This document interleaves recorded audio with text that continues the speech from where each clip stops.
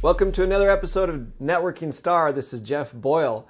On Networking Star, where I bring some of the top income earners, entrepreneurs, mentors, coaches, and network marketers. And I bring them here so you can dissect their success, what got them to where they are, what do they do to keep motivated, so you can emulate what they do in your own business. Today, I have a special guest, Lynn Johnson from Florida. And Lynn, thank you, Lynn Johnson. I'm sorry, I'll just call you Lynn the rest of the show. Welcome to Networking Star. Thank you so much. It's absolutely my pleasure to be here. Well, I know. I always enjoy reading about the people beforehand, but with you, I've listened to you speak on stage. I've been to events that you've done. I've met a lot of the people that you've mentored, and one of the things that's always interesting to me, and it always helps a lot of the gals in business. What is it that you did to get started? Do you mind telling me kind of your roots into entrepreneurship and network marketing? Awesome. I'd love to. That's probably my biggest passion, is to share that. So I'm going to go back a lot of years, because this year I'm 68 years old, and I didn't start in network marketing till I was 50. That's 50, all right? And I didn't even know what network marketing was until then. Prior to that, I was a single mom, raised 2 kids, had a lot of odd jobs, barely got out of high school, no education, no degrees, nothing. And I found myself at 50 years old living in an apartment in Central Florida, and I was dead broke, trying to figure out how a person is ever supposed to retire in their life. Like, how do you ever stop working? Because if you don't work, you don't get paid. And that's when I was introduced to network marketing for the very first time. Well, and so you've been doing this now for almost 20 years, and I know that you have built worldwide organizations, and I know you've done it within a couple different companies. Currently, you are a co-founder within the representatives for the company RX, and you are the rank of chairperson. And so I know anybody who looks into the RX compensation plan knows that you're making a wonderful commission. So what do you tell some of the people, either the single moms or the brand new entrepreneurs, or even the person that starts off late into entrepreneurship? What do you tell that person? I think the key is to understand that there is a plan B. And that's what I was missing through most of my life. I was taught, you go to school, you work hard, you start at a job at the bottom, then you work your way up, and you hang out for 40 years and you get a gold watch. I mean, that's how I was raised. And so now that I understand this industry, and I know the power of leverage, and I know that an ordinary person can make extraordinary incomes just by the choices they make, I tell everybody the same thing. If you are ready for more than what you have, this is your vehicle. But you have to decide, and that's the key to this, is that people have to realize that they need to make, if they want to make a change,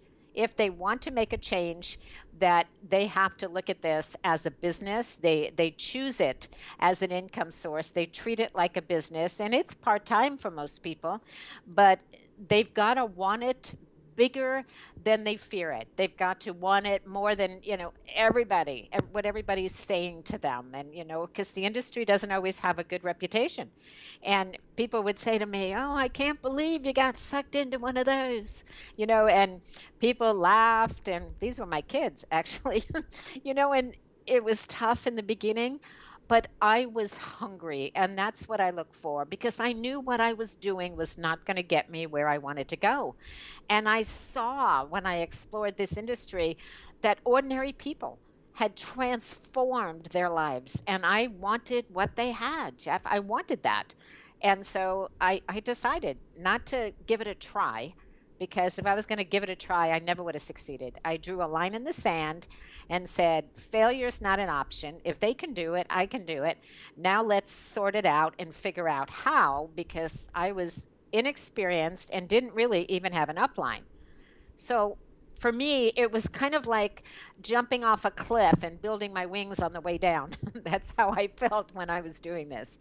But I wasn't going to stop until I got to where I wanted to go because it was the vehicle to my freedom, my absolute best life possible. Well, and it's always interesting to listen to you when you say you start at the age of 50. So as you're 68 years old, and within the RX compensation plan, a chairperson I know can make over $60,000, $70,000 a month. And a lot of people, when they look at being an entrepreneur, the idea of making $50,000, $60,000 a year can be a dream scenario. Was there any one moment within your network marketing career that helped you turn the corner? A mentor, a book, a seminar? What is it that when it really started to click for you? I had been in network marketing for 4.5 years before I actually got this. And it was because I went to a convention and I went there to see what the people who were making the big money look like because I was making a nice part-time income doing this because I had a full-time job. And so I thought, let me go see what the big money people look like. And I thought they were going to be all men. I thought they were all going to be in three-piece suits and, alligator shoes standing up there and they were all going to be something I wasn't. So maybe I went to prove to myself that what I had is all I was going to get.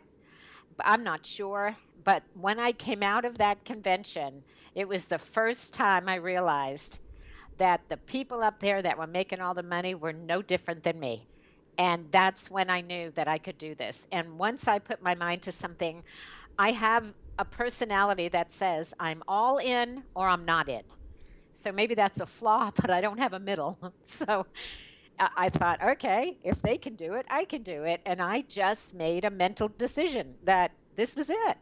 And I didn't care how hard it was, and I didn't care how many people told me no or how many walls I hit. This was it. And that's when it happened. I remember it vividly. And it's really interesting when you talk to some of the top income earners. A lot of times they'd been going down a path and it was a single incident. And with you, it wasn't one person. It was just seeing that you could do what others are doing. And that's always interesting to me to know what it is that takes people to the next level. And one of the things that I also know about Lynn is that Lynn hasn't made it big once, but twice. I know you've done it in two different companies. And a lot of times, sometimes people will catch lightning in a bottle once. But catching lightning in a bottle is highly unlikely. It takes a very skilled person to be able to do it. So what that means is that you are a skilled entrepreneur and you're very good at what you do. What is it that you think sets you apart? I know the determination. Is there anything else that you would say that will set the new entrepreneur apart from the crowd? Passion. I know it's passion because I so believe in this industry and I so care about people. And I know that there are so many people out there that are fearful of pink slips and so many people, over the age of 50 trying to figure out what they want to do with the rest of their lives. Because traditionally what we know, in corporate America, what we thought was safe is no longer safe with our economy. So I have a huge heart to help people. I have passion for what I do. And it doesn't even feel like work to me, Jeff. I know that it's important to for people to grab onto that brass ring. And I also know that half the people out there in this world that are sick due to stress, due to lack of money. So I know this is a viable opportunity. And I wish I had another 100 years that I could be sharing this message because I am passionate to impact people's lives. It's what drives me. And it's really interesting is before we hit record, we were talking a little bit. And one of the things that you had talked about is that you will lead and you will help the people that want your time and will show you that they'll take the time. And a lot of times the brand new people invest so much time begging, pushing, screaming, asking, imploring somebody to do business with them. And I know that you have a big heart and I know that you work with a lot of different people, but what do you tell that new entrepreneur who is begging, asking, trying to get that person who doesn't want to move to do something? Next, probably, because the people who want this will show you that they want it. based on their actions. I mean, it's really, in the beginning, it wasn't simple for me. I chased everybody. I was one of those people that you're talking about until I figured out what somebody who wants this looks like. But if I ask somebody to write a vision statement, because that's where I begin, I want to know where they want to be in 2 years.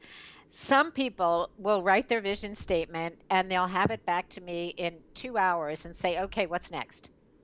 And some people, 2 weeks later, I still don't have it because they're busy and didn't have time, or they had to go to a wedding or whatever.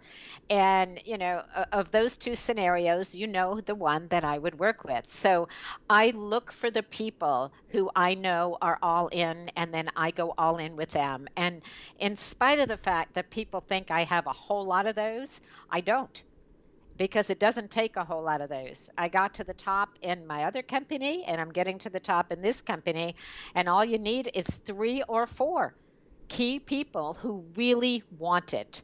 And then you be there for them and you help them succeed. And it is the biggest gift of giving and receiving, and a total win-win. And that's part of this industry that, it just thrills me to watch somebody celebrate it and have their life change.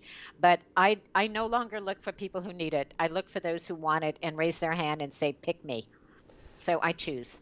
Well, one of the things, and I think that as I talk to more and more of the top income earners, that's pretty much the thing, is that you don't necessarily make people, you look for people who want to be made.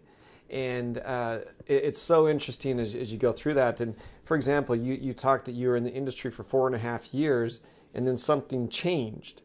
Now, after you got home from that event, you didn't all of a sudden have 5 more hours in the day.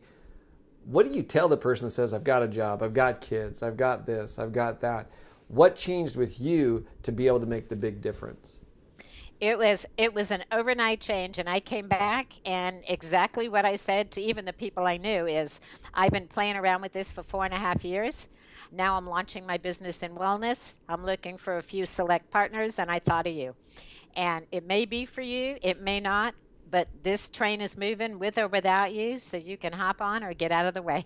That was my posture when I came back. I no longer was attached to the outcome of what anybody said. I made a decision that I was going from here to here. And in 2 years, this is where I was going to be. And I approached it entirely different. I wasn't trying to heal the world from, illnesses. I wasn't begging people. I let them know, this is where I'm going. If you want to hop on, I'm happy to take you with me. But I'm looking for people who want to make the journey.